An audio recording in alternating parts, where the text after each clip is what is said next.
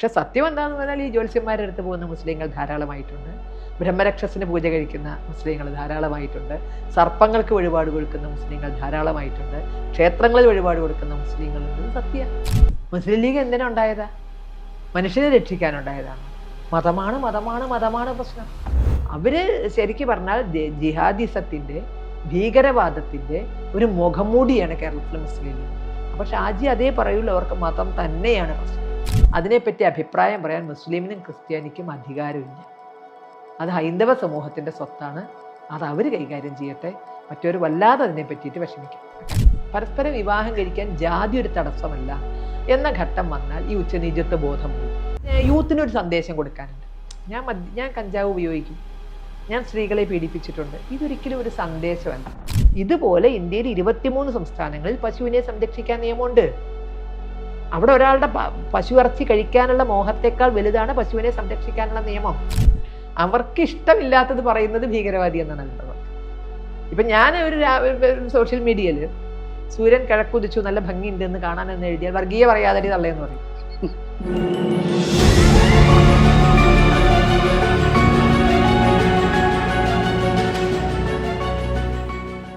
ഈ മൊണാലിസയുടെ വിവാഹം വന്നിട്ടുണ്ടല്ലോ, ആ വിവാദം എന്തുകൊണ്ട് ഇലക്ഷന് മുമ്പ് ഒരു ചാട്ടുളിയായിട്ട് ഉപയോഗിച്ചില്ല കേരളത്തിലെ BJP?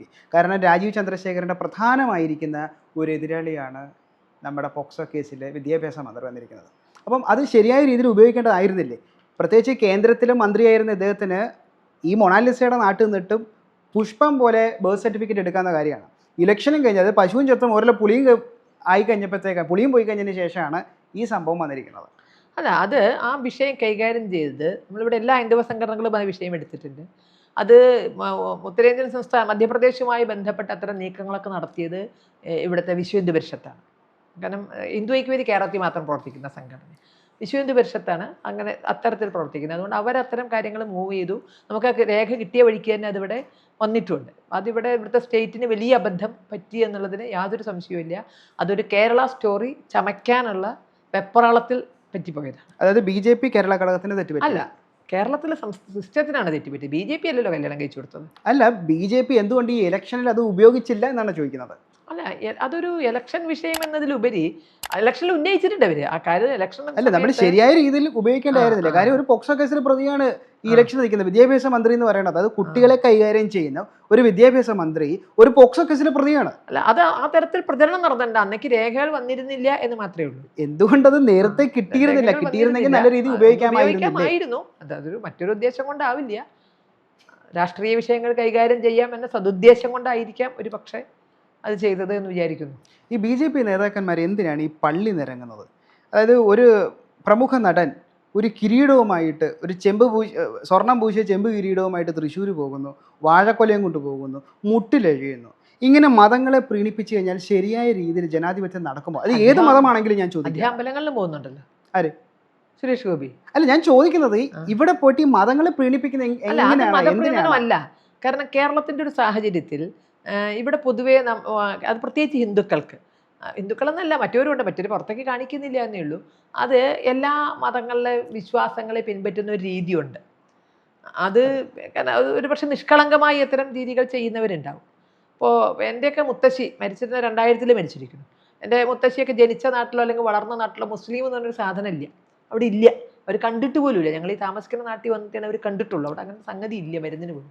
പക്ഷേ ഇവിടെ വന്നപ്പോൾ അറിയില്ല. കാരണം അവർ നമ്മൾ ഈ പറയുന്ന ഇതിനെപ്പറ്റി ഗവേഷണവും നടത്തിയിട്ടില്ല. അവർ എന്തെങ്കിലും ഒരു ചെറിയ കാര്യത്തിന് അമ്പലത്തിലേക്ക് വഴിപാട് നേരുന്ന പോലെ അപ്പം നേരും. അത് ഞങ്ങളുടെ ഭാഷയാണ്, മാപ്പിളാരുടെ കുറ്റിയിലേക്ക്. അവരൊരു നേർച്ച കുറ്റിയില്ല അവിടെ. ഇപ്പോൾ മകൻ പുറത്താണ്, മകൻ്റെ അന്ന് കത്താണ്, കത്ത് വരാൻ വൈകിയാൽ ഇന്ന് വരേണ്ട കത്ത് ഇന്ന് കിട്ടിയില്ലെങ്കിൽ അപ്പം പറയും മാപ്പിളാരുടെ കുറ്റിക്ക് 4 ഇടാം, നാളെ. അന്ന് 4 വലിയ പൈസ, നാളെ കത്ത് വരണേ. അപ്പോൾ അതൊരു നിഷ്കളങ്കമായ ഭക്തിയാണ് അവരുടെ. എല്ലാം ഒന്നാണെന്നുള്ള ഹിന്ദുമതത്തിൻ്റെ ഒരു ഉൾക്കൊള്ളുന്നു. അത് ചിലരൊക്കെ അത്തരത്തിൽ ചെയ്യുന്നുണ്ടാകാം. അതിനെ നമുക്ക് എങ്ങനെ പ്രീണനം എന്ന് പറയാൻ സാധിക്കുക? അങ്ങനെയാണെങ്കിൽ ഹൈന്ദവ ക്ഷേത്രങ്ങളിൽ വഴിപാട് കഴിക്കുന്ന മറ്റുള്ളവരും ഉണ്ടേ. ഇഷ്ടംപോലെ ആളുകൾ ഹിന്ദു ക്ഷേത്രങ്ങളിൽ വഴിപാട് കഴിക്കുന്നുണ്ട്. അപ്പോൾ ഞാൻ പ്രശസ്തമായൊരു ജ്യോത്സ്യൻ്റെ ഒരു സുബ്രഹ്മണ്യ ക്ഷേത്രം ഞങ്ങളുടെ നാട്ടിലുണ്ട്. ആ സുബ്രഹ്മണ്യ ക്ഷേത്രത്തിൽ ഒരാളേക്കാൾ ഉയരമുള്ള മറ്റേ ദീപസ്തംഭമുണ്ട്, ഓടിൻ്റെ ദീപസ്തംഭം. മലപ്പുറത്ത് രാജീവ് കൊടുത്തതാണ്. അത് കൊടുത്ത ആളി എനിക്കറിയാം, എല്ലാം അറിയാം. അപ്പോൾ അതൊന്നും പ്രീണനമല്ല. അത് ഒരുപക്ഷെ ഇസ്ലാമിക സമൂഹമോ അവരുടെ പൗരോഹിത്യമോ അംഗീകരിക്കില്ല. പക്ഷെ സത്യം എന്താണെന്ന് പറഞ്ഞാൽ ഈ ജ്യോത്സ്യന്മാരുടെ അടുത്ത് പോകുന്ന മുസ്ലിങ്ങൾ ധാരാളമായിട്ടുണ്ട്. ബ്രഹ്മരക്ഷസിന് പൂജ കഴിക്കുന്ന മുസ്ലിങ്ങൾ ധാരാളമായിട്ടുണ്ട്. സർപ്പങ്ങൾക്ക് വഴിപാട് കൊടുക്കുന്ന മുസ്ലിങ്ങൾ ധാരാളമായിട്ടുണ്ട്. ക്ഷേത്രങ്ങളിൽ വഴിപാട് കൊടുക്കുന്ന മുസ്ലിങ്ങളുണ്ട്. ഇത് സത്യ. ടീച്ചർ തന്ത്രപൂർവ്വം എന്നെ വെട്ടിലാക്കി. ടീച്ചർ, ഒരു രാഷ്ട്രീയക്കാരൻ അല്ലെങ്കിൽ ഒരു നിയമസഭാ സാമാജികന് മതമാണ് മതമാണ് മതമാണ് ഞങ്ങളുടെ പ്രശ്നം എന്ന് പറയുന്നത് അത്ര കണ്ട് ഭൂഷണമാണോ? അദ്ദേഹം വേറെ എന്താ പറയുക? അദ്ദേഹം മുസ്ലിം ലീഗുകാരനാണ്. മുസ്ലിം ലീഗ് എന്തിനാ ഉണ്ടായതാ? മനുഷ്യനെ രക്ഷിക്കാനുണ്ടായതാണോ? മതമാണ് മതമാണ് മതമാണ് പ്രശ്നം. 1857 ഒന്നാം സ്വാതന്ത്ര്യ സമരം ഹിന്ദു മുസ്ലിം ഒന്നിച്ചു നിന്നിട്ടാണ് നടത്തിയത്. ഒരു ഭേദഭാവവും ആ വിഷയത്തിൽ ഉണ്ടായിട്ടില്ല. പക്ഷെ 1906 ഇവിടെ ഓൾ ഇന്ത്യ മുസ്ലിം ലീഗ് ഉണ്ടാവുകയാണ്. ആ മുസ്ലിം ലീഗ് ഉണ്ടായ മുതൽക്ക് അവരുടെ ചിന്ത മതമാണ് മതമാണ് മതമാണ് പ്രശ്നം എന്നുള്ളതാണ്. അതുവരെ ഭാരതം മതത്തെ വേറിട്ട് കണ്ടിട്ടില്ല. 1905 ബംഗാൾ വിഭജനം നടന്നത് മതത്തിന്റെ അടിസ്ഥാനത്തിലാണ്. അതിനെ എതിർത്തത് ഹിന്ദു മുസ്ലിം ഒരുമിച്ച് നിന്നിട്ടാണ്, ഒറ്റക്കെട്ടായി നിന്നിട്ടാണ് അവർ എതിർത്തത്. പക്ഷേ മുസ്ലിം ലീഗിന്റെ ശ്രമം ഇതിനെ മാറ്റിക്കാൻ, അവരൊരു വിഭജനത്തിന് വേണ്ടിയുള്ള, അതിനെ ലോകത്തെ എവിടെയും മതരാഷ്ട്രം ഉണ്ടാക്കുക എന്നതാണ് അവരുടെ രീതി. അത് ഒരു 10 സ്ക്വയർ കിലോമീറ്ററേ കിട്ടിയുള്ളൂ, അത് മതി ഒരു രാഷ്ട്രത്തിനെ അവരെ സംബന്ധിച്ചിടത്തോളം. അപ്പോൾ ആ ലക്ഷ്യത്തോടെയാണ് മുസ്ലിം ലീഗ് ഉണ്ടാവുന്നത്. ആ മുസ്ലിം ലീഗിന് വേറെ എന്താ പറയാൻ പറ്റുക? അവർ ഭരണഘടനയിൽ പോലും ഇപ്പം അവർ കുറച്ച് ഏതൊക്കെയോ മറ്റേ എന്താ പറയണ്ട, ഒരു ഗതിയും പരഗതി ഇല്ലാതെ ഓടി വരുന്നവരെയൊക്കെ എടുത്ത് മതേതര മോഹം ഉണ്ടാക്കുന്നുണ്ട് അവർ. പക്ഷെ അവരുടെ ഭരണഘടനയിൽ പറഞ്ഞത് മുസ്ലിമിന് മാത്രമുള്ളതാണെന്നാണ്. ഓൾ ഇന്ത്യ മുസ്ലിം ലീഗിന്റെ ഭരണഘടന മാറ്റിയിട്ടില്ല അവർ. അത് ഇന്ത്യൻ യൂണിയൻ മുസ്ലിം ലീഗ് IUML എല്ലായിടത്തും മറ്റേ അതാത് സ്ഥലത്ത് ചുരണ്ടി ചേർത്തിട്ടേ ഉള്ളൂ. ഒരു വ്യത്യാസവും 1906 മുസ്ലിം ലീഗിന്റെ ഭരണഘടനയിൽ നിന്ന് ഒരു വ്യത്യാസവും വിഭജനത്തിന് ശേഷം ഉണ്ടാക്കിയിട്ടില്ല അവർ. അപ്പം അവർക്ക് മതം തന്നെയാണ് പ്രശ്നം. അവര് ശരിക്കും പറഞ്ഞാൽ ജിഹാദിസത്തിന്റെ, ഭീകരവാദത്തിന്റെ ഒരു മുഖംമൂടിയാണ് കേരളത്തിലെ മുസ്ലിം ലീഗ്. അപ്പോൾ ഷാജി അതേ പറയുള്ളൂ, അവർക്ക് മതം തന്നെയാണ് പ്രശ്നം. ഭരണം കൊണ്ടാണ് ഇവിടെ ഇസ്ലാമിക ഭീകരത അത്ര അപകടമായത്. കേരളത്തിൻ്റെ പ്രശ്നം അതാണ്. കേരളത്തിൽ മുസ്ലിം ലീഗ് ഭരണത്തിലിരുന്ന് നിർണായകമായ സ്വാധീനം നേടി, അന്വേഷണങ്ങളെ തടയേണ്ടിടത്തൊക്കെ തടഞ്ഞു, പണം വരവിനെ ഇഷ്ടം പോലെ പ്രോത്സാഹിപ്പിച്ചു. അപ്പോൾ ഈ കേരളത്തിലെ ഭീകരതയ്ക്കും ഭീകരവാദികൾ ഉണ്ടാകുന്നതിനും മറ്റേത് പ്രസ്ഥാനത്തേക്കാൾ ഉത്തരവാദിത്തം മുസ്ലിം ലീഗിനാണ്. പത്മനാഭസ്വാമി ക്ഷേത്രത്തിലെ സ്വത്ത് മുസ്ലിം ലീഗും കമ്മ്യൂണിസ്റ്റുകാരും കൂടെ എടുക്കുമോ? എടുക്കില്ല, കൊടുക്കില്ല. എടുക്കാൻ ആഗ്രഹം ഉണ്ടാകാം, കൊടുക്കില്ല. അതിപ്പം പത്മനാഭസ്വാമി ക്ഷേത്രത്തിലെ സ്വത്തുക്കൾ എടുക്കണം, അത് നമ്മൾ പണയം വെക്കണം, അത് അങ്ങനെ വിനിയോഗിക്കണം, ഇങ്ങനെ വിനിയോഗിക്കണം എന്നുള്ള പല തരത്തിലുള്ള കാര്യങ്ങൾ പറഞ്ഞ് കേൾക്കുന്നുണ്ട്. അതായത് 2018 മുതൽ ഇത് കേൾക്കുന്നുണ്ട്. ഇതിനെതിരെ ഇതിനെതിരെ അല്ലെങ്കിൽ ഇതിനെ സംബന്ധിച്ചിട്ട് വിശ്വ ഹിന്ദു പരിഷത്തിന് അല്ലെങ്കിൽ ഹിന്ദു ഐക്യവേദിക്ക് എന്താണ് പറയാനായിട്ടുള്ളത്? അതിപ്പോൾ തേലക്കാട്ടച്ഛനും കഴിഞ്ഞ ദിവസം പറഞ്ഞു കേട്ടു, അതെ, ഹിന്ദുക്കൾ സ്വർണം സൂക്ഷിച്ചു വെക്കുകയാണ് എന്നൊക്കെ. ഈ രാഷ്ട്രത്തിന് വലിയൊരു സ്വർണ്ണശേഖരമുണ്ട്. നമ്മുടെ രാഷ്ട്രത്തിന് വലിയൊരു സ്വർണ്ണശേഖരമുണ്ട്. അത് രാഷ്ട്രത്തിന് സ്വർണ്ണഭ്രമം ഉണ്ടായിട്ടാ അല്ലല്ലോ, അതൊരു കരുതൽ ശേഖരമാണ്. ആ സ്വർണം എന്നുള്ളതൊരു കരുതൽ ശേഖരമാണ്. നമ്മളൊരു കറൻസി അടിക്കണമെങ്കിൽ പോലും ഇതിനുള്ള സ്വർണം മാറ്റി വെക്കണം എന്നാണ് പറയുക. സ്വർണ്ണമാണ് നമ്മൾ അതിനുള്ള ഇതാണ്. ഇതേപോലെയാണ് പത്മനാഭസ്വാമി ക്ഷേത്രത്തിലെ സ്വത്തും ഹൈന്ദവ സമൂഹത്തിലെ ക്ഷേത്രങ്ങളെ സ്വത്തും. അത് ഇന്നെടുത്ത് ദൂർത്തടിക്കാനുള്ളതല്ല, വിത്തെടുത്ത് വറുത്തുകുത്താനുള്ളതല്ല. തീരെ നിവൃത്തികെട്ട സാഹചര്യങ്ങൾ എപ്പോഴെങ്കിലും വരും, ഇപ്പോഴല്ല എപ്പോഴെങ്കിലും വരും. അപ്പം ഇത് മാത്രമല്ല, നമ്മുടെ വളർച്ചയുടെ അല്ലെങ്കിൽ നമ്മുടെ സാമ്പത്തിക പുരോഗതിയുടെ ഒരു അടിസ്ഥാനമാണത്. അത് സംരക്ഷിക്കാൻ സാധിക്കണം. സംരക്ഷിക്കില്ല എന്നുണ്ടെങ്കിൽ ഇപ്പോൾ ശബരിമലത്തെ പോലെയൊക്കെ ആണെങ്കിൽ അപകടമാണ്. സംരക്ഷിക്കാനുള്ള ശേഷി കൂടി ഹൈന്ദവ സമൂഹത്തിന് വേണം. ആ സംരക്ഷിക്കുന്നതാണ് പത്മനാഭസ്വാമി ക്ഷേത്രത്തിൽ നമ്മൾ കണ്ടത്. ഇത് പുറത്തെടുത്താൽ സംശയമില്ല ശബരിമല ക്ഷേത്രത്തിൻ്റെ അതേ ഗതിയെ വരിക. അപ്പം മനുഷ്യൻ്റെ മുന്നിൽ പരസ്യമായി നിൽക്കണതല്ലേ വാതിൽ കട്ടളയും വാതിൽ ഊരിക്കൊണ്ടുപോയത്.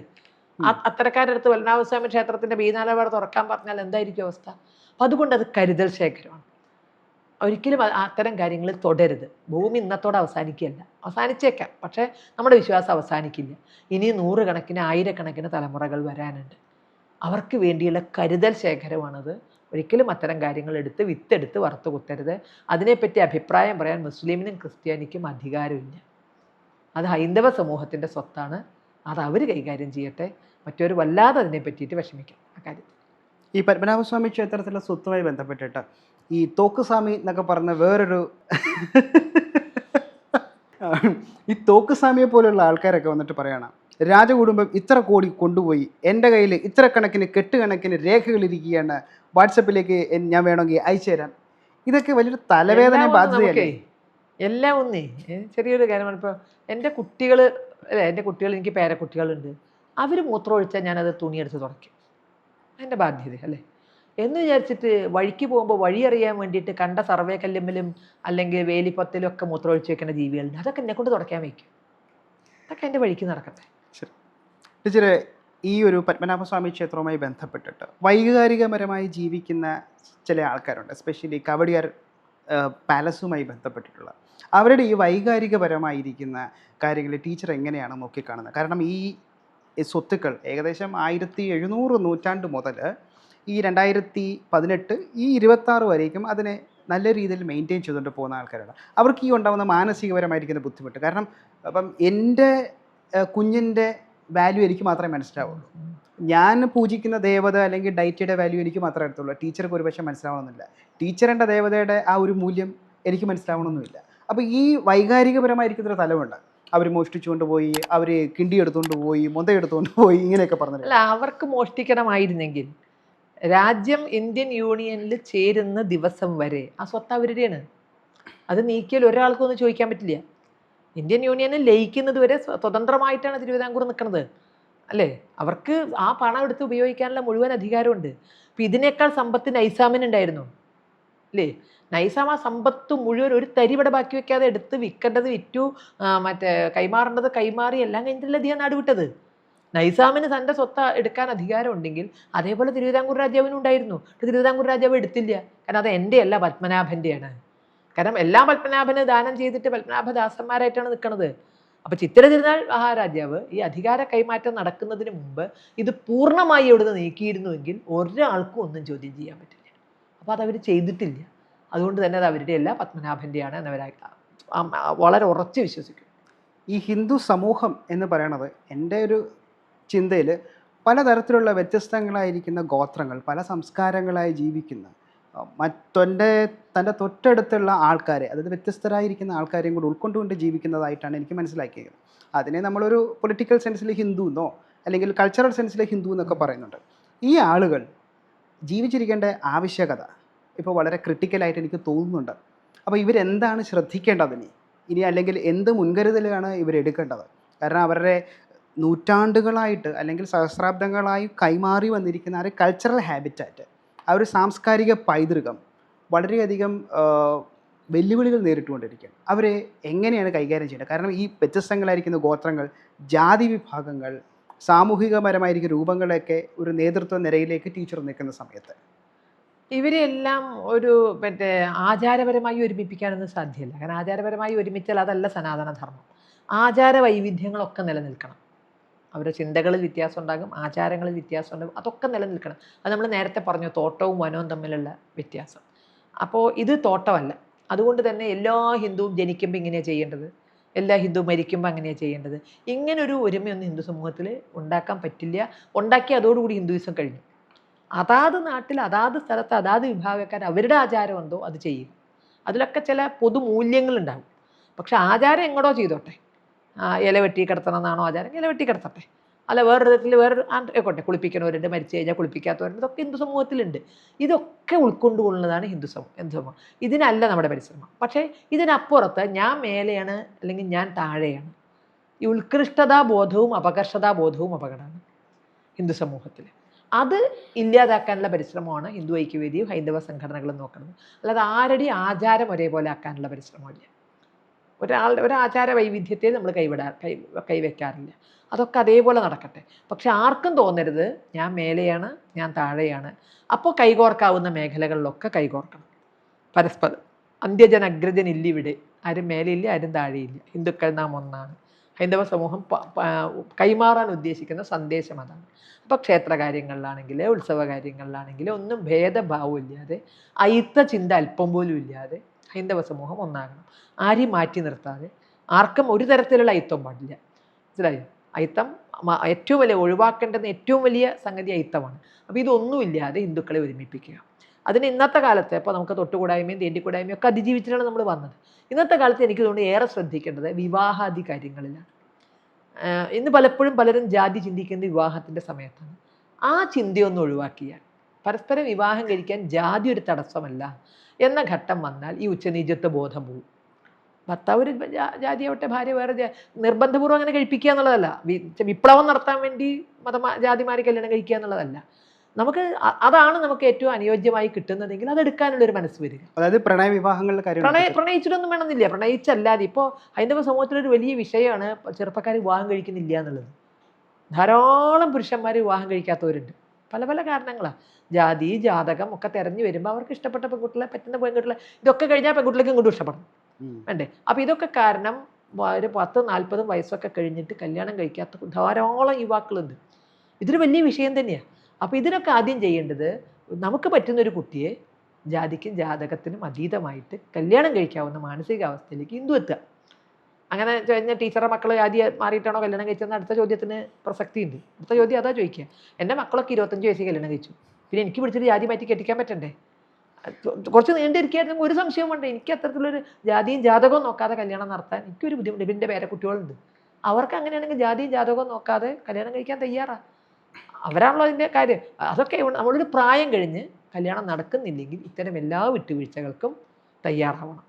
ഒരു 10-30 വയസ്സിൻ്റെയൊക്കെ മുമ്പേ നിർബന്ധമായി കല്യാണം കഴിച്ചിരിക്കണം പുരുഷന്മാർ. കാരണം അത് ശരീരം മനസ്സുമൊക്കെ ആഗ്രഹിക്കുന്ന ഒരു പ്രായമാണ്. ആ സമയത്ത് കല്യാണം കഴിക്കണം. അപ്പോൾ അതിൽ നമ്മുടെ ഈ ഹിന്ദു ഐക്യം ഏറ്റവും നടത്താൻ സാധിക്കുന്ന ഒരു മേഖല ഈ വിവാഹം എന്ന രംഗത്താണ്. അതിനൊരു വിപ്ലവം എന്ന് പറയാമെങ്കിൽ ആ മാറ്റത്തിന് നമ്മൾ തയ്യാറാവണം. അതിലൂടെ ഈ ഉച്ചനീചത്വ ബോധം പോകും. ടീച്ചർ, അംബേദ്കർ പറഞ്ഞിരിക്കുന്ന ജാതി ഉന്മൂലനമാണോ നമുക്ക് വേണ്ടത്, അതോ ജാതി വിവേചനത്തിന്റെ ഉന്മൂലനമാണോ? ജാതി സമന്വയമാണ് വേണ്ടത്, ഒരുമിപ്പിക്കുക. അത് ഉന്മൂലനം ഒന്നിലും വേണ്ട. ഉന്മൂലനം എന്നൊരു രീതി ഇല്ലല്ലോ. നമ്മൾ പണ്ട് മറ്റേ ക്ഷുദ്രജീവികളെ പോലെ ഉന്മൂലനമല്ല ചെയ്തിരുന്നത്. DDT ഇട്ടിട്ട് ഈച്ചയെ കൊല്ലല്ല, അല്ല ഉറുമ്പിനെ കൊല്ലല്ല, ഉറുമ്പിനെ അരിപ്പൊടി പുറത്തിട്ട് കൊടുക്കുക ചെയ്തിരുന്നത്. അരിപ്പൊടി കൊണ്ട് കോലം വരച്ചൊരു ഉറുമ്പിനോട് അവിടെ ഭക്ഷണം കഴിച്ചോളാനാണ് പറഞ്ഞത്, അല്ലാതെ DDT ഇട്ട് കൊന്നിരുന്നില്ല. നമ്മൾ ഒന്നിനെയും കൊന്നൊടുക്കുക എന്നുള്ളൊരു രീതി നമ്മുടെ കയ്യിലില്ല. അകറ്റി നിർത്തുക, അല്ലെങ്കിൽ അല്ലേ അവർക്ക് എന്താണോ വേണ്ടത് അത് കൊടുത്ത് സംതൃപ്തിപ്പെടുത്തുക എന്നുള്ളത്. ഉന്മൂലനം നമ്മുടെ ഭാഷയിൽ പറഞ്ഞിട്ടില്ല. അതുകൊണ്ട് ജാതി ഉന്മൂലനമില്ല. ജാതി ഒരു അപകടമല്ല. ഹിന്ദു സമൂഹം നിലനിന്നത് ജാതി കൊണ്ടാണ്. ഹിന്ദു സമൂഹത്തിന് ഉച്ചനീചത്വം അപകടം ഉണ്ടാക്കിയിട്ടുണ്ട്. ഇപ്പോൾ ആഫ്രിക്കയിലും അമേരിക്കയിലും ആസ്ട്രേലിയയിലൊക്കെ സംഭവിച്ച പോലെ ഒരു സമ്പൂർണ്ണ മതം മാറ്റം സംഭവിക്കാതിരുന്നതിന് കാരണം ഇവിടെ എല്ലാവരും ജാതികൾക്കുള്ളിൽ സുരക്ഷിതരായിരുന്നു. അവിടെയാണ് ഇവർ പരാജയപ്പെട്ട ഒരു കാര്യം. അപ്പോൾ അതുകൊണ്ട് ജാതി അത്ര വലിയ അപകടമല്ല. അപകടമായത് ഉച്ചനീചത്വ ബോധമാണ്. ആ ഉച്ചനീചത്വ ബോധം മാറ്റിയേ പറ്റുള്ളൂ. പക്ഷെ അത് മാറ്റാണ്ടിരിക്കാൻ പുറത്തുനിന്ന് കുത്തിക്കയറ്റുന്നുണ്ട്. ജാതി കുത്തിക്കയറ്റി ഹൈന്ദവ സമൂഹത്തെ എങ്ങനെയൊക്കെ ഭിന്നിപ്പിക്കാവോ വേണ്ടതിലും വേണ്ടാത്തതിലും ജാതി കുത്തിക്കയറ്റുന്നുണ്ട്. അവിടെ കൈകോർക്കാൻ ഹൈന്ദവ സംഘടനകൾ തയ്യാറാകണം. സമുദായങ്ങൾ കൈകോർത്ത് പിടിച്ചൊരു വിഷയം വന്നാൽ അതിലേക്ക് ജാതി പ്രവേശിക്കാതിരിക്കാനുള്ള ഒരു മുൻകരുതൽ എടുക്കേണ്ടത് ആവശ്യമുണ്ട്. മതം പറയുമ്പോൾ മാറി നിൽക്കുന്നവർ ജാതിയുടെ വിഷയം വരുമ്പോൾ വിജൃംഭിച്ച് അത് 1000 വട്ടം പറയും, ജാതിയാണ് കാരണം, ജാതിയാണ് കാരണം, ജാതിയാണ് കാരണം എന്നുള്ളത്. അത് തീർച്ചയായും ഒഴിവാക്കേണ്ടതാണ്. സ്ത്രീ പീഡനം വളരെ ഇമ്പോർട്ടൻ്റ് ആയിരിക്കുന്ന ഒരു കാര്യമാണ്. പക്ഷേ ഈ പീഡനങ്ങൾക്കകത്തും പല പല കാറ്റഗറി ഉള്ളതായിട്ട് എനിക്ക് തോന്നുന്നു. അത് വേടൻ്റെ പീഡനവും ദിലീപിൻ്റെ പീഡനവും അത് രണ്ട് ജോണറിലായിട്ട് നിൽക്കുന്നുണ്ട്. ഇതിനെ ടീച്ചർ എങ്ങനെയാണ് നോക്കിക്കാണാൻ? സ്ത്രീകളെ സംരക്ഷിക്കുന്നതാണ് നമ്മുടെ സംസ്കാരം. അതാരായാലും സ്ത്രീയെ സംരക്ഷിക്കണം. സ്ത്രീ പീഡനത്തിനെതിരെ നിയമങ്ങളുണ്ട്, അത് വളരെ കർശനമായി നടപ്പാക്കണം. അതേസമയം നമ്മൾ ശ്രദ്ധിക്കേണ്ടത് അത് പീഡനം റിവേഴ്സ് ഗിയറിൽ വരരുത്. നമുക്ക് സ്ത്രീ സംരക്ഷണത്തിന് നിയമങ്ങളുണ്ട് എന്ന് പറയുമ്പോൾ അത് ദുരുപയോഗം ചെയ്യുന്നില്ല എന്നുള്ള ശ്രദ്ധയും നമുക്ക് ആവശ്യമാണ്. പീഡനം ആര് ചെയ്താലും അതിനെതിരെ നിയമ നടപടികൾ കർശനമാക്കുക. അതോടൊപ്പം തന്നെ സ്ത്രീക്ക് ഇത്തരം നിയമമുണ്ട് എന്നുള്ളത് കൊണ്ട് അവരത് മറ്റൊരാൾക്കെതിരെ എടുത്ത് പ്രയോഗിക്കുന്നില്ല എന്നുറപ്പുവരുത്താൻ അതിൽ 2 വരുന്നുണ്ടെന്ന് എനിക്ക് തോന്നുന്നു. നിങ്ങൾ ചോദിച്ച 2 ഉദാഹരണങ്ങളിൽ അതെടുത്ത് ദുരുപയോഗം ചെയ്യുന്നില്ല എന്നുറപ്പിക്കാനും നമുക്ക് സാധിക്കണം. സ്ത്രീകളുടെ സംരക്ഷണത്തിനാണത്, അതല്ലാതെ സ്ത്രീകൾക്ക് മറ്റൊരാളെ ബുദ്ധിമുട്ടിക്കാനുള്ളതല്ല എന്ന തലത്തിലേക്ക് നമ്മൾ മാറണം. ധാരാളം ഫേക്കായ പീഡന കേസുകൾ വരുന്നു എന്ന് പറയുന്നത് കൊണ്ടാണിത്. അപ്പോൾ യഥാർത്ഥ പീഡനക്കാർ ചിലപ്പോൾ പിന്തള്ളിപ്പോവും. യഥാർത്ഥ പീഡനം അനുഭവിച്ചവർക്ക് നീതി കിട്ടാത്തൊരവസ്ഥ വരും. അതൊരിക്കലും ഉണ്ടാവരുത്. റിവേഴ്സ് ഗിയറിൽ ഈ പീഡനം ഒരിക്കലും ഉണ്ടാകാൻ പാടില്ല.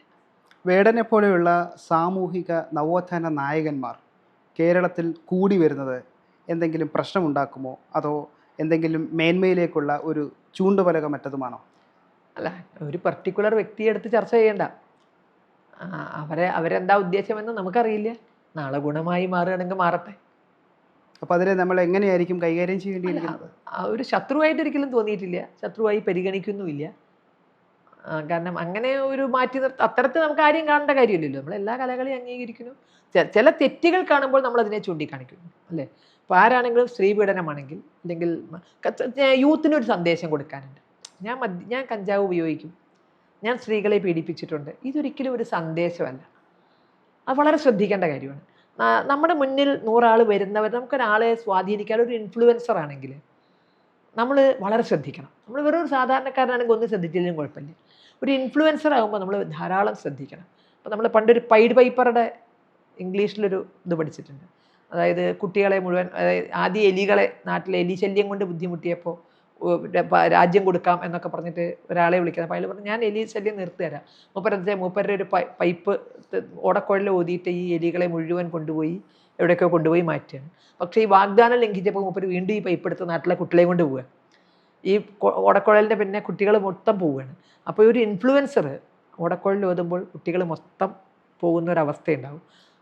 അതുകൊണ്ട് മാത്രമാണ് ഇത്തരം കഥാപാത്രങ്ങളെ ശ്രദ്ധിക്കുന്നത്. അല്ലാതെ ഇവ കഞ്ചാവ് അടിക്കുന്ന ഒരു നാട്ടിൽ എത്ര പേരുണ്ട്, അവരൊന്നും നമ്മൾ ഒന്നും പറയുന്നില്ല. പക്ഷെ ഇൻഫ്ലുവൻസർമാർ ഒരുപാട് ശ്രദ്ധിക്കണം. നല്ല സന്ദേശമായിരിക്കണം യൂത്തിന് കൊടുക്കേണ്ടത്, തെറ്റായ സന്ദേശങ്ങൾ കൊടുക്കരുത്. ജാതിയിലൊക്കെ ഉച്ചനീചത്വ ബോധമില്ലാതെ സമന്വയം ഉണ്ടാക്കാൻ ഒരു പക്ഷേ ഇവരൊക്കെ വിചാരിച്ചാൽ സാധിക്കും. സാഹിത്യവും കലയൊക്കെ അതിനുള്ളതായിരിക്കണം. അത് വിഭജിക്കാനുള്ള ശ്രമം ഉണ്ടാകരുത്. മനസ്സിലായോ? രാഷ്ട്രീയമാകാം, രാഷ്ട്രവിരോധമരുത്. അത്തരത്തിലൊക്കെ പ്രവർത്തിച്ച് നല്ല ഇൻഫ്ലുവൻസർമാരാവട്ടെ, അവർ സമാജത്തെ സ്വാധീനിക്കട്ടെ.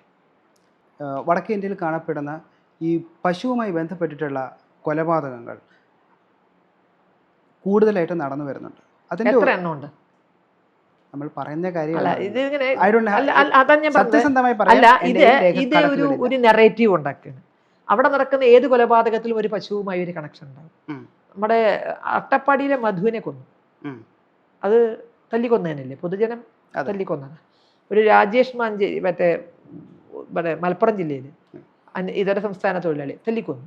കഴിഞ്ഞ ദിവസം വേറെ ഒരു പേര് ഞാൻ മറന്നു, ഒരു ഇതര സംസ്ഥാന തൊഴിലാളി തല്ലി. ഇതൊക്കെ ഇവിടെ നടക്കണതാ. അത് ചിലപ്പോൾ മോഷണം നാട്ടിലൊരു രീതിയാണ്, കക്കാൻ കയറി തന്നെ തല്ലുക എന്നുള്ളത് അല്ലേ. അതൊരു വീരത്തെ വന്നോ കൈ വെക്കും. ചിലപ്പോൾ റോഡ് ആക്സിഡൻറ്റ് കണ്ടാൽ പോലും ഇതേമാതിരി ചിലപ്പോൾ കയറി ഡ്രൈവർമാർ ഓടുന്നതിനൊരു കാരണം അതാണല്ലോ. എൻ്റെ മോബ് കയറി മേഞ്ഞളിയും ചിലപ്പോൾ. അത്തരം മോബ് കയറി മയറ്റമാണ് അവിടെ നടക്കുന്നത്. അതിലെല്ലാം നമ്മൾ പശു കാരണം അതിന് മാർക്കറ്റുണ്ട്. ഈ പശു എന്ന് പറഞ്ഞാൽ അതിന് മാർക്കറ്റുണ്ട്. അതുകൊണ്ട് അത് എല്ലാം പശുവിൻ്റെ പേരിലുള്ള കൊലപാതകമാകുന്നു എന്നതിനപ്പുറം എങ്ങനെയാണ് പശുവിൻ്റെ പേരിൽ കൊല്ലാൻ തോന്നുന്നത്? കൊല്ലാൻ്റെ ഘട്ടം എന്തിനാണ് വരണത്? എപ്പോഴാണ്? അവിടെ പശുവിനെ കൊല്ലരുതെന്ന് നിയമമില്ലേ? നിയമം പാലിച്ചല്ലേ പറ്റുള്ളൂ. ഇപ്പം ഞാനൊന്ന് ചോദിക്കട്ടെ, ഇവിടെ മാനിനെ കൊന്നാൽ നമ്മൾ വെറുതെ വിടും? കാട്ടിലെ മാനിനെ കൊന്നാൽ വനവാസികളുടെ ഭക്ഷണമാണത്. ഇപ്പോൾ അട്ടപ്പാടിയിലൊക്കെ പട്ടിണി മരണം പലപ്പോഴും റിപ്പോർട്ട് ചെയ്യുന്നുണ്ട്. അവർക്കൊരിക്കലും പട്ടിണി വരില്ല. ഒരു അമ്പും വില്ലെടുത്ത് കാട്ടിൽ പോയാൽ മതി ഇവർക്ക്. പക്ഷെ അവരെ പോലെ നമ്മൾ വേട്ടയാടാൻ സമ്മതിക്കുന്നില്ലല്ലോ. അവർക്ക് ഭക്ഷണ സ്വാതന്ത്ര്യമുണ്ടോ? അവർക്ക് കാട്ടു പന്നിയെ തിന്നണം തോന്നിയാൽ, കാട്ടു മാനിനെ തിന്നണം തോന്നിയാൽ, ചത്ത മാനിനെ തിന്നവരെ കേസാ. ഒരിക്കൽ അട്ടപ്പാടിയിൽ 4 യുവാക്കളെ അറസ്റ്റ് ചെയ്തത് ഏതോ കാട്ട് മൃഗം കടിച്ചു മാനിനെ കൊന്നു. അതിനത് മുഴുവൻ തിന്നില്ല, പകുതി തിന്നിട്ട് അത് പോയി. ആ ബാക്കിയുള്ള മാംസം കൊണ്ടുവന്നിട്ട് ഇവർ വേവിച്ച് കഴിച്ചതിന് 4 പേര് ജയിലിൽ കിടന്നു. വനവാസികളാണ് അവർ. വനവാസികൾ. അപ്പോൾ അവർക്ക് ഭക്ഷണ സ്വാതന്ത്ര്യം ഉണ്ടോ? ഇല്ലല്ലോ. കാരണം എന്തുകൊണ്ടാണ്? നമ്മുടെ നാട്ടിൽ വന്യജീവികളെ സംരക്ഷിക്കാൻ നിയമമുണ്ട്. വന്യജീവികളെ സംരക്ഷിക്കാൻ നിയമമുണ്ട്. അപ്പോൾ അവരുടെ ഭക്ഷണത്തേക്കാൾ വലുത് വന്യജീവികളുടെ സംരക്ഷണമാണ്. ഇതുപോലെ ഇന്ത്യയിൽ 23 സംസ്ഥാനങ്ങളിൽ പശുവിനെ സംരക്ഷിക്കാൻ നിയമമുണ്ട്. അവിടെ ഒരാളുടെ പശു ഇറച്ചി കഴിക്കാനുള്ള മോഹത്തേക്കാൾ വലുതാണ് പശുവിനെ സംരക്ഷിക്കാനുള്ള നിയമം. ഇപ്പം എനിക്കറിയാൻ വയ്യ, ഞാൻ മാനിറച്ചി മുയലിറച്ചി ഞാൻ കഴിച്ചിട്ടില്ല. കഴിക്കുന്നവർ പറഞ്ഞാൽ നല്ല ടേസ്റ്റാന്ന് പറയണു. അവൻ്റെ നാവിന് വേണ്ടി അംഗീകരിച്ചു കൊടുക്കാൻ പറ്റുമോ നമുക്ക്? ഇത് ശരിയാണെങ്കിൽ, വന്യജീവികളെ സംരക്ഷിക്കുന്ന നിയമം ശരിയാണെങ്കിൽ പശുവിനെ സംരക്ഷിക്കാനുള്ള നിയമം ശരിയാണ്. അത് ലംഘിക്കുമ്പോൾ കേസ് വരും. അവർക്ക് പശു വൈകാരികമായി അവർ അത്രയും, നമ്മൾ ഉത്തരേന്ത്യ ചെന്നാൽ കാണാം, പച്ചക്കറി കടയിലൊക്കെ കയറിയിട്ട് പശുക്കൾ പച്ചക്കറി തിന്നുമ്പോൾ പശു എന്ന് അവർ പറയില്ല. ചന്തിക്ക് പോലും ഒന്ന് അടിച്ചവർ മാറ്റില്ല. അവർ വേറൊന്നെടുത്തിടാണ്ട് ഇട്ട് കൊടുക്കും. പശു മാറിക്കോട്ടെ, അത്ര പോലും അവർ പശുവിനെ ഒന്നും നോവിപ്പിക്കില്ല. അതവരുടെ വികാരമാണ്. അത് RSSകാരനല്ല. അത് 1857 സായിപ്പിൻ്റെ നേരെ വെടിവെച്ചത് RSSകാരനായതുകൊണ്ടല്ല. പശുവിൻ്റെ കൊഴുപ്പ് വെടിയുണ്ടയിലുണ്ട് എന്നുള്ള തോന്നല്ല. 857 RSS ഇല്ല. 1925 RSS വന്നത്. അപ്പോൾ RSS വന്നിട്ടൊന്നുമില്ല പശുവുമായുള്ള വികാരം ഉണ്ടായിരിക്കുന്നത്. അത് ഈ നാടിൻ്റെ വികാരമാണ്. അത് അംഗീകരിക്കുക എന്നുള്ളതാണ് മതസൗഹാർദ്ദവും മതസഹിഷ്ണുതയും പറയുന്നവർ ചെയ്യേണ്ടത്. നേരെ മറിച്ച് കട്ടും മോഷ്ടിച്ചും പശുവിനെ കൊണ്ടുപോയി അതിനെ വിറ്റ് അതിനെ കൊന്ന് അല്ലെങ്കിൽ അതിൻ്റെ മാംസം കഴിച്ച് അത് പ്രശ്നം ഉണ്ടാക്കുന്നവരാണ് ഉത്തരവാദികൾ. എന്തിനാ ഈ പെരുമ്പാവൂർ? ഇവിടെ പശുവിനെ കൊല്ലാനോ തിന്നാനോ ഒരു ബുദ്ധിമുട്ടുമില്ല. പക്ഷെ ഒരു 8-10 വർഷം മുമ്പ് പെരുമ്പാവൂർ അയ്യപ്പ ക്ഷേത്രത്തിൻ്റെ സന്നിധിയിലിട്ട് പശുവിനെ കൊന്നു. ഗർഭിണിയായ പശു അവിടെ അലഞ്ഞു തിരിഞ്ഞ് വന്നതാ. ആ അലഞ്ഞു തിരിഞ്ഞ് വന്നതിന് അവിടെ വരുന്ന ഭക്തരായ അമ്മമാരൊക്കെ അതിന്, കാരണം അതിൻ്റെ ഗർഭിണിയാണ്, അതിന് ഭക്ഷണം കൊടുത്ത് പുല്ലരിഞ്ഞ് കൊടുത്തിട്ടും കഞ്ഞിവെള്ളം കൊണ്ട് കൊടുത്തിട്ടും അവർ അമ്പലത്തിൽ പോയിട്ടായിരുന്നു അതിനെ. നട്ടുച്ച നേരത്ത് ഒരു മൊല്ലാക്കിയും വേറെ 1-2 പേരും കൂടെ വന്ന് അതിനെ അമ്പലനടയിലിട്ട് കൊന്നു. സാധാരണക്കാരന് വികാരം വരുമോ? വരില്ലേ? അത് ഉത്തരേന്ത്യക്കാരാകുമ്പോൾ ചിലപ്പോൾ കൈ വെച്ചു എന്ന് വരും. അത് ചെയ്യേണ്ടത് അവിടെ പോയി അത് കൊല്ലാൻ പോകാതിരിക്കുക എന്നുള്ളതാണ് വേണ്ടത്.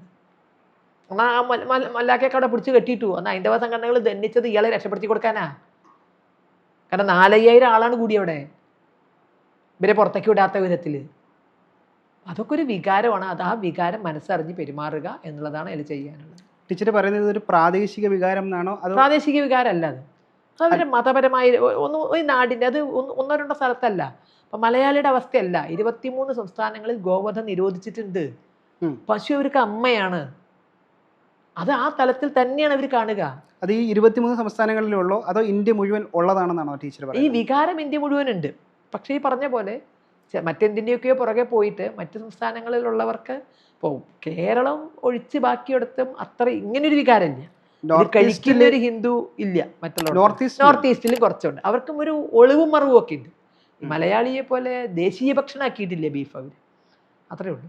അപ്പോൾ മലയാളി പറയുന്നത് ദേശീയ ഭക്ഷണം എന്ന് പറയുന്നത് പോത്തിറച്ചി എരുമയിറച്ചിയാണെന്നാണ് പശുവിനെയും. പക്ഷെ ഇത് എങ്ങനെ തിരിച്ചറിയാൻ പറ്റും? പശുവാണോ കാളയാണോ പോത്താണോ? തിരുവനന്തപുരം മനസ്സിലാവുമായിരിക്കും. അതെനിക്കറിയാൻ പറ്റും. എങ്ങനെ തിരിച്ചറിയാൻ പറ്റും? പശുവിനെ അവരും തിന്നില്ല എന്നൊക്കെ പറയുന്നുണ്ട്. പക്ഷേ ഈ കൊണ്ടുപോകുന്ന പശുവിനെയൊക്കെ പിന്നെ എന്താ ചെയ്യുന്നത്? ശരി. അതുപോലെ തന്നെ ഈ ക്ഷേത്ര ആചാരവുമായി ബന്ധപ്പെട്ടിട്ട് പശുവിൻ്റെ ബൈ പ്രോഡക്ട്സുകൾ ധാരാളമായി ഉപയോഗിക്കുന്നുണ്ട്. അതായത് ചെണ്ട, ഇടയ്ക്ക, മദ്ദളം തുടങ്ങിയ സാധനങ്ങളിൽ. ഇടയ്ക്ക് തൃശ്ശൂർ ഒരു മാരാര് അദ്ദേഹം പറഞ്ഞിട്ടുണ്ട്, നല്ല പശുവിൻ്റെ തുകല് കിട്ടാത്തതിനാൽ ഞങ്ങളുടെ ചെണ്ടയുടെ നിർമ്മാണം തന്നെ കുഴപ്പത്തിലായിരിക്കുകയാണ്. സോപാന സംഖ്യത്തിൽ ഉപയോഗിക്കുന്ന ഇടയ്ക്ക വരേക്കും പശുവിൻ്റെ തൊലിയിലാണ് ഉണ്ടാക്കുന്നത്. അതൊന്ന്. രണ്ടാമത്തെ കാര്യം, ക്ഷേത്രത്തിൽ കലശമാടുമ്പോൾ ഉപയോഗിക്കുന്ന ഗോരോചനം, അത് പശു, കാള, ഈ 2 ജീവികളുടെ പിത്താശയക്കല്ല് എടുത്തിട്ടാണ് നമ്മൾ എടുക്കുന്നത്. അപ്പം അതും നമ്മുടെ സാംസ്കാരികവും ആധ്യാത്മികവും അതുപോലെ തന്നെ ഉപാസനാപരമായ കാര്യങ്ങളുമായിട്ട് വളരെയധികം ഇടപഴകി കിടക്കുന്ന ഒരു സാധനമാണ്. അപ്പം ഇതെങ്ങനെയാണ് വരുന്നത്? അതെ, 2 പശുവിനെ കൊന്ന് തോലെടുക്കാൻ പറഞ്ഞിട്ടില്ല. ചത്ത പശുവിന് തോലുണ്ട്.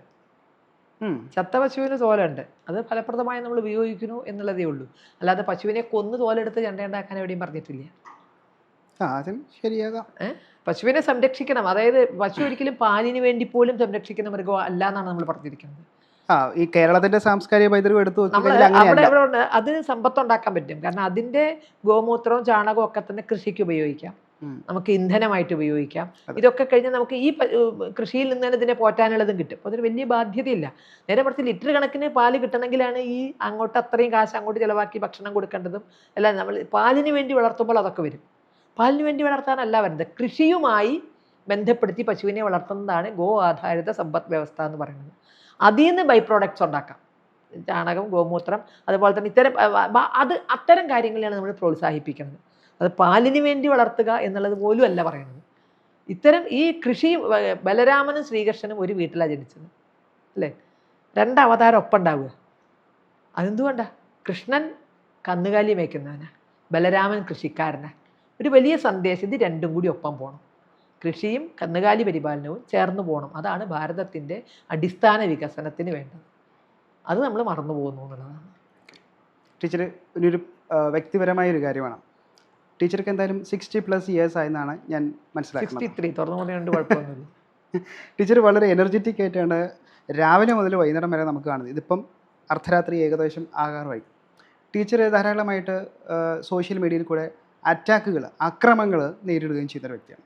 അപ്പോൾ പല ആൾക്കാരും പറഞ്ഞു കഴിയും, ഇത്രയും വയസ്സായില്ലേ സ്ത്രീ, ഇനിയെങ്കിലും നിങ്ങളുടെ ഈ ഒരു ഭീകരവാദം നിർത്തിക്കൂടെ? ടീച്ചർ സത്യത്തിൽ ഭീകരവാദമാണോ പ്രൊമോട്ട് ചെയ്യുന്നത്? അത് കേൾക്കണമല്ലേ ചിന്തിക്കണ്ടേ. അവർക്ക് ഇഷ്ടമില്ലാത്തത് പറയുന്നത് ഭീകരവാദി എന്നാണ് അവരുടെ വാക്ക്.